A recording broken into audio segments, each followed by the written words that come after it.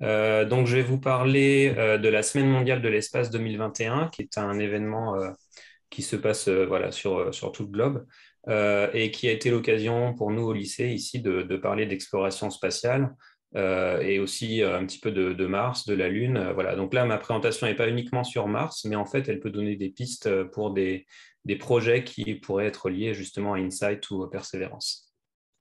Thomas, est-ce que tu pourrais éloigner un tout petit peu le micro de ta bouche? Oui, alors en fait, c'est le micro du Mac, mais je peux mettre. Ça va là ou.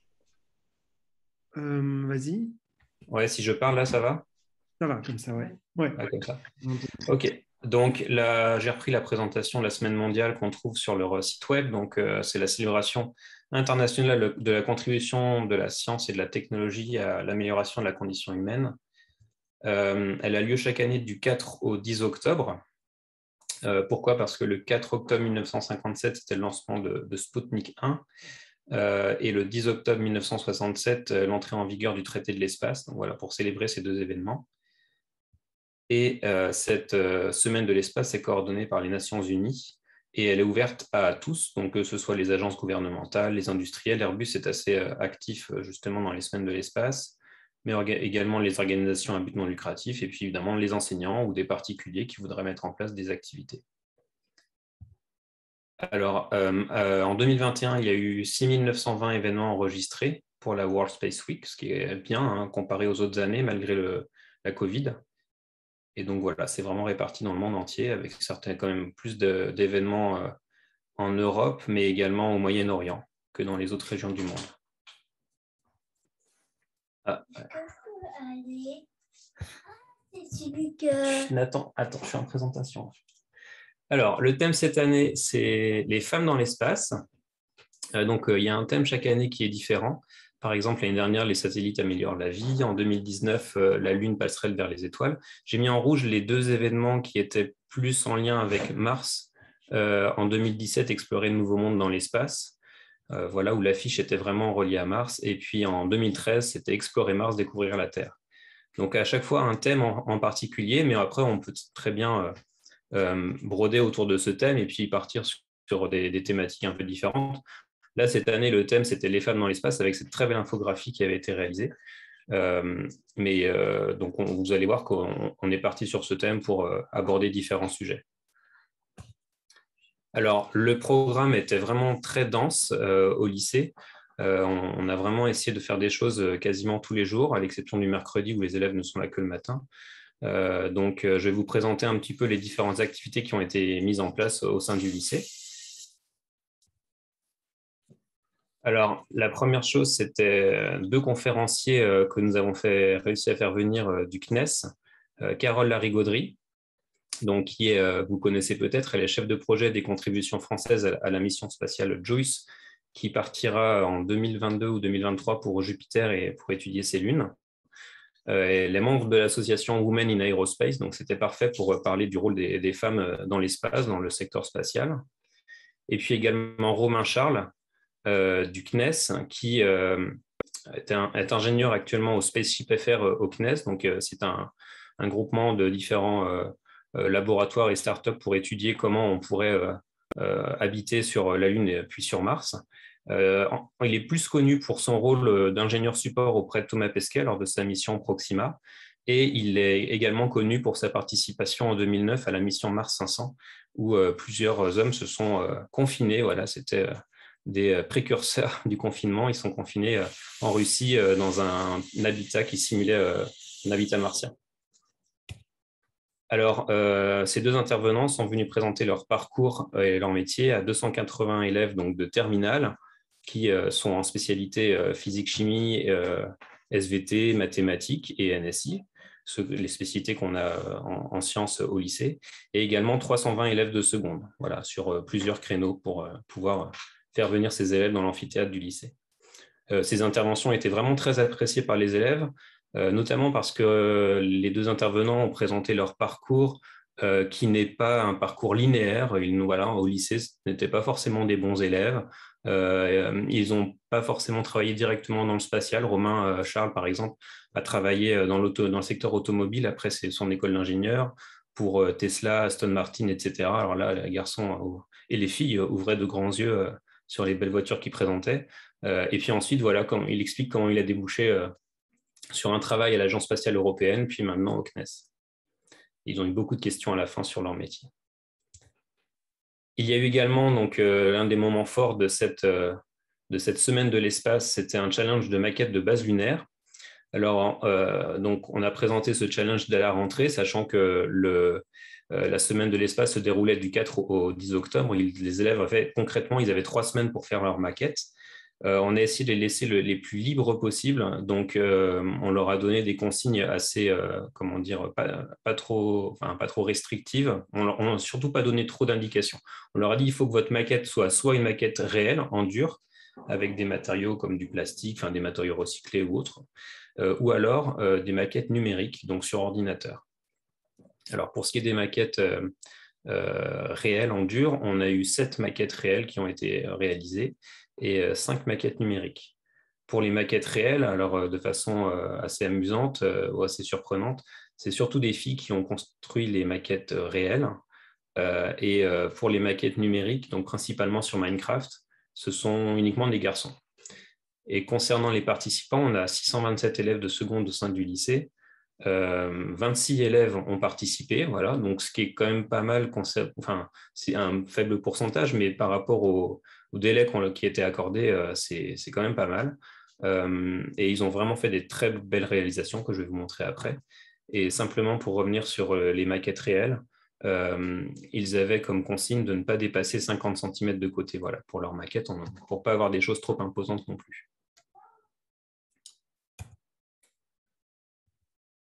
Alors, voilà les 7 maquettes qui ont été réalisées par nos élèves. Parmi ces 6 maquettes, donc vous voyez, hein, on a vraiment des choses assez diverses et variées, beaucoup de choses en carton, mais également du polystyrène, du métal. Les professeurs d'art plastique ont beaucoup aimé d'ailleurs étudier un peu ce qu'ils avaient fait, avec des matériaux de récupération également. Sur la maquette en haut à droite, il y a des cuillères qui tiennent un panneau solaire. On avait par contre deux maquettes hors sujet, une d'un globe lunaire. Bon, ce n'est pas une base lunaire, mais c'est un globe lunaire rétroéclairé, donc qui peut faire une très belle lampe de chevet. Et à côté, une fusée que j'ai pris ici en ayant éteint les lumières, parce qu'en fait, ils avaient mis une petite lampe à l'intérieur pour qu'on voit le nuage de fumée lors du décollage. Mais là aussi, qui n'était pas dans le sujet exactement de ce qui était demandé, du challenge. Voilà des zooms sur deux maquettes vraiment bien réalisées, qui sont dans les 2 meilleures maquettes dont je vous parlerai après justement des résultats.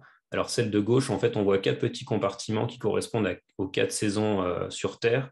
Le but était de reproduire les saisons pour pouvoir permettre aux habitants sur la Lune, aux astronautes sur la Lune, d'être moins nostalgiques peut-être de la Terre, de pallier à des problèmes psychologiques. Et à droite, donc, une véritable petite maison de poupée qui a été reconstituée dans un habitat lunaire vraiment reconstitué dans le moindre détail, avec des petites briques de Lego d'ailleurs, c'est assez amusant. Et on retrouve également donc, les toilettes, la cuisine, le laboratoire scientifique, et puis en bas, une petite serre avec de la terre, de la vraie terre, et puis des petites plantes en plastique qui ont été mises dedans, et on reconnaît la fusée de Tintin derrière.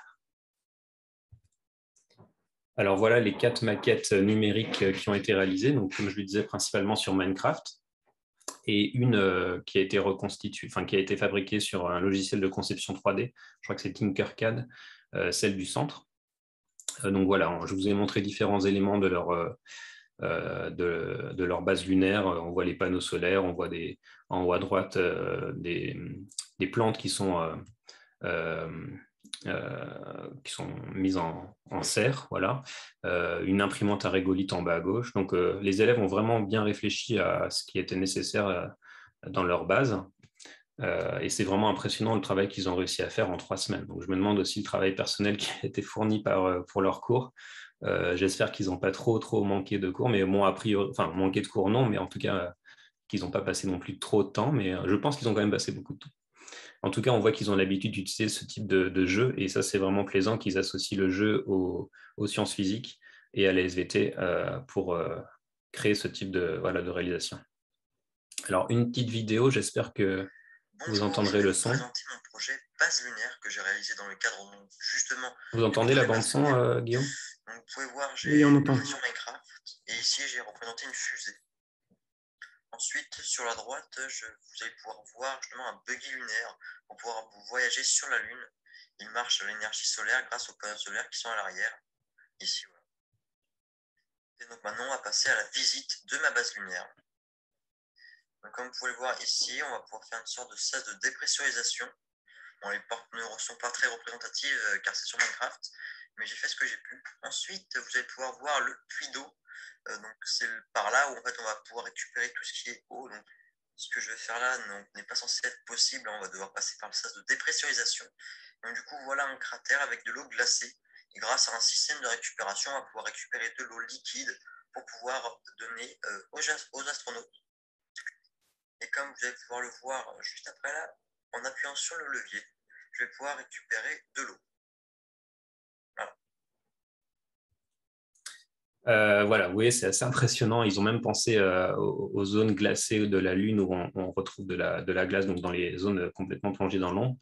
Alors, justement, pour qu'on aille explorer d'autres compétences que celles de réalisation d'un projet, soit numérique, soit en dur, on leur a demandé d'écrire un texte de 15 à 30 lignes de façon à justifier le choix des infrastructures et des matériaux qu'ils utilisent pour leur base lunaire, donc soit des matériaux qu'ils utilisent concrètement, plastique ou autres, et des matériaux comme le rigolite lunaire pour constituer par exemple les murs de leur base.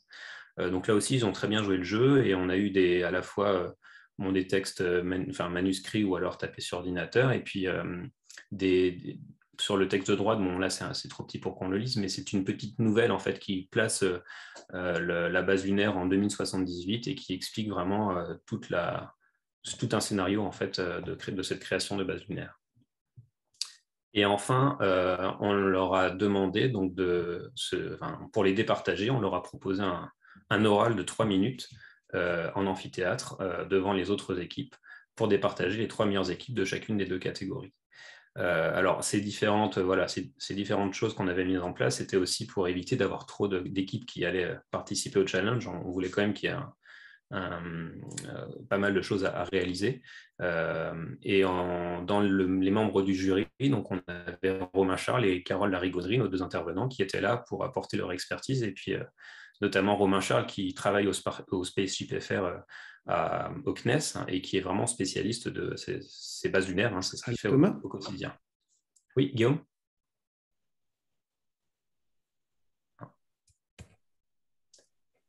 Alors voilà les... Thomas, je ne t'entends plus. Ah, tu m'entends plus? Attends.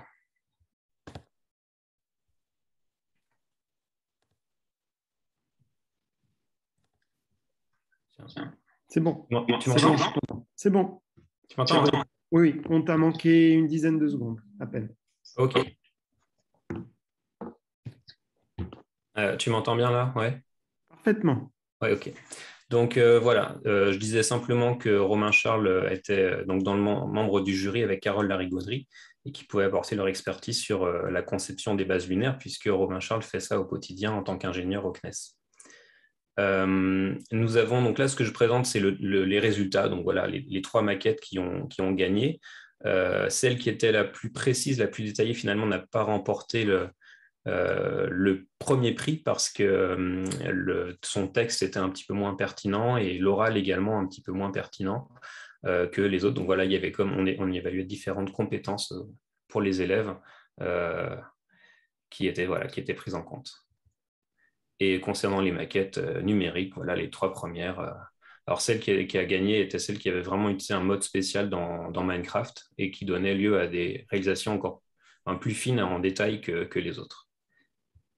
Alors, au niveau des prix, et c'est là aussi les prix qu'on mettait en jeu ont, je pense, pas mal stimulé la motivation des élèves. Le premier prix, c'était un baptême de l'air en avion, où j'ai eu la chance de participer avec eux à ce baptême de l'air, parce qu'il y avait 3 places dans l'avion, elles étaient deux gagnantes. Donc, on s'est pris en photo là, dans l'avion, c'était en octobre, fin octobre, après pendant les vacances de la Toussaint. Et le deuxième prix était une visite du Morbihan Aéromusée. Donc, j'enseigne à Vannes au lycée Saint-Paul. Et on a la chance d'avoir donc un petit aérodrome à côté et des passionnés qui ont fait un musée justement lié à l'aérospatiale, avec pas mal de maquettes, de panneaux, d'infographies. Et enfin, pour les troisièmes, des places de cinéma.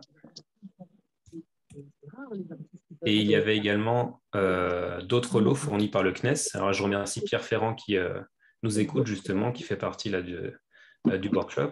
Les élèves ont eu la chance d'avoir des sacoches du CNES avec des goodies pour les 3 premiers, et puis pour tous les participants, des magazines du CNES, des CNES Mag, des fascicules sur l'exploration de la Lune, des posters de Thomas Pesquet, voilà, fournis par Pierre Ferrand. Ils étaient vraiment très contents. Et on a eu le droit à un petit article dans le Ouest France, dans le journal local, en tout cas par rapport à la page de Vannes, sur le concours de maquettes. Alors, on a également mis en place une exposition sur l'exploration spatiale au CDI, donc là où les élèves passent quasiment au moins une fois par semaine, donc ils auront vu au moins une fois l'exposition. Donc, on a exposé déjà les maquettes réalisées par les élèves, et puis derrière, vous voyez deux grands panneaux, qui constituent en fait une infographie réalisée par Anthony Guimpier, qui est doctorant au laboratoire de planétologie et géodynamique de Nantes. Et donc, ça retrace toute l'exploration lunaire voilà, de Spoutnik finalement jusqu'à nos jours, et puis ça prévoit aussi la mission Artemis, etc. Et j'ai ramené aussi, donc là Guillaume, tu parlais de mes maquettes Lego. Alors c'est vrai que je suis fan de Lego depuis tout petit et je collectionne beaucoup de choses. Donc j'ai ramené les maquettes de Saturne V, etc. pour présenter l'exploration lunaire.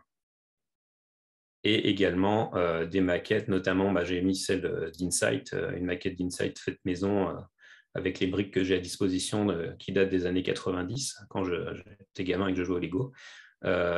Et également une petite maquette en métal de Persévérance qu'on peut acheter sur Internet si vous avez cherché des idées de cadeaux de Noël. Elle est super bien faite. Voilà, donc ça permettait aussi aux élèves qui regardaient tout ça. Alors certains m'ont demandé, ah c'est ça les prix qu'on peut gagner. Je dis non, les prix à gagner, c'est ce qui est indiqué dans le règlement du challenge. Alors, il y avait également un atelier de réalité virtuelle qui a été organisé par Stéphane Lemoélic, Stéphanie Bonnet du LPGN et François Sivet. Je crois que Stéphanie est là justement à nous écouter. François Sivet, lui, fait partie de la société VR Tout Planète, mais qui est également sur le site du laboratoire de planétologie de Nantes. Et donc, ce sont d'excellents logiciels en fait qui permettent de voyager virtuellement sur la Lune, d'explorer en fait le site d'Apollo 17 et d'aller sur Mars également aux côtés de Persévérance et d'Ingenuity. François Sivet et son équipe ont réalisé une très belle simulation de Persévérance. Et là, les élèves ont vraiment adoré. Tous les créneaux on avait prévu ça sur un temps de midi, tous les 90 créneaux ont été occupés. Et les élèves ont pu vraiment apprécier cette démonstration de nouvelles technologies. Ça a été l'occasion aussi pour Stéphane Lemoélic, qui est ingénieur de recherche, de présenter son métier et de présenter quelques résultats scientifiques de la mission et comment cette mission Persévérance fonctionne sur Mars. Et là, j'ai une petite vidéo assez amusante d'une élève qui teste le logiciel le casque de réalité virtuelle avec l'application lunaire. Hop.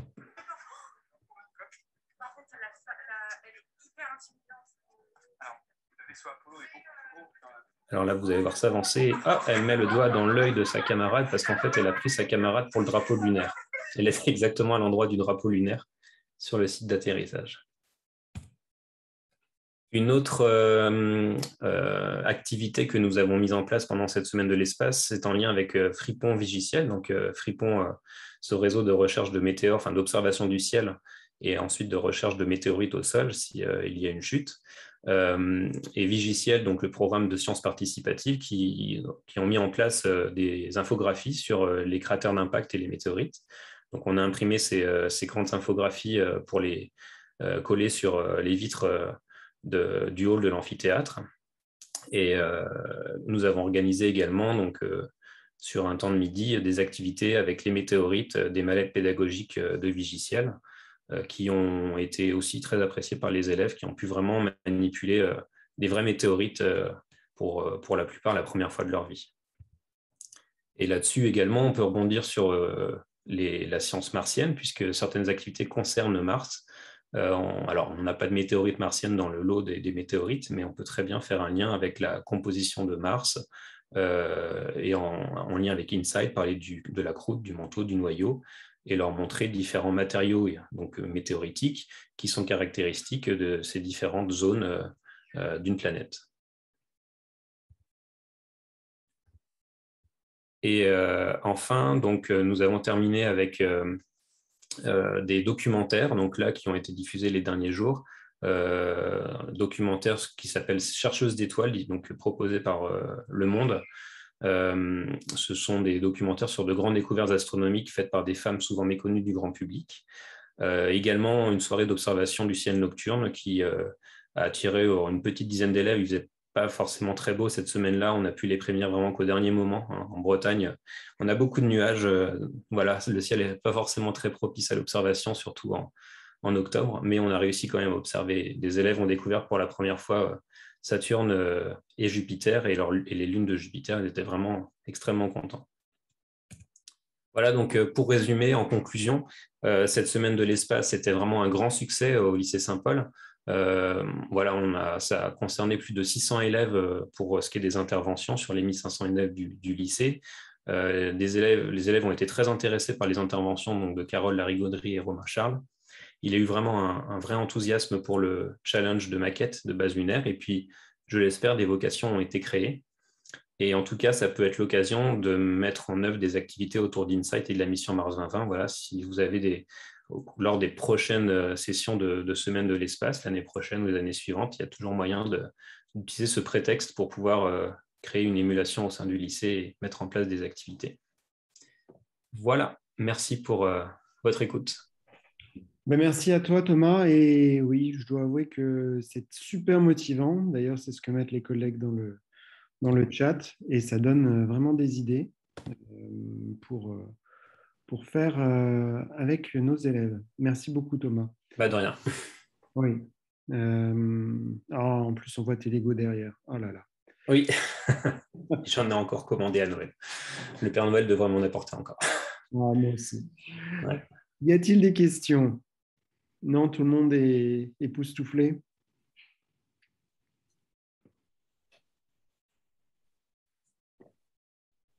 Oui, bah, tout le monde est époustouflé. Pas de questions. J'ai découvert la semaine de l'espace cette année. Pourtant, je suis vraiment beaucoup tout ce qui est autour du spatial. C'est un collègue qui est en charge de l'animation de l'amphithéâtre, justement, parce qu'on a un partenariat avec l'ONU. On fait partie du réseau UNESCO pour les écoles. Et en fait, dans le cadre du réseau UNESCO, on doit faire des actions qui sont mises en place par l'ONU, par les Nations Unies. Et justement, là, il m'a dit, voilà, j'ai découvert qu'il y avait une semaine liée à l'espace, comme il y a des journées de l'océan, du climat, etc. Et il y a des semaines également consacrées à des thématiques et cette semaine de l'espace. Et voilà, avec ces différents mots-clés, là, c'est les femmes dans l'espace. Alors, on essaie de faire venir Claudine Nuret, mais bon, on n'a pas eu de réponse. Elle doit être très difficile à faire venir comme intervenante. Mais on peut toujours, comme je disais, prendre un prétexte, si c'est la télédétection, par exemple, qui est affiché une année, utiliser ça, télédétection. Sur Mars, voilà, il y a différents satellites qui observent la surface et présenter les différentes techniques d'observation de la surface martienne et du sous-sol martien. Voilà, je pense qu'on peut toujours utiliser ce Mars comme fil conducteur. En plus, j'ai l'impression que ça tombe pendant la semaine de la fête de la science. Oui, exactement. Ça tombe pendant la fête de la science. Donc, ouais. Donc, c'est une opportunité double pour Tout à fait. Ouais.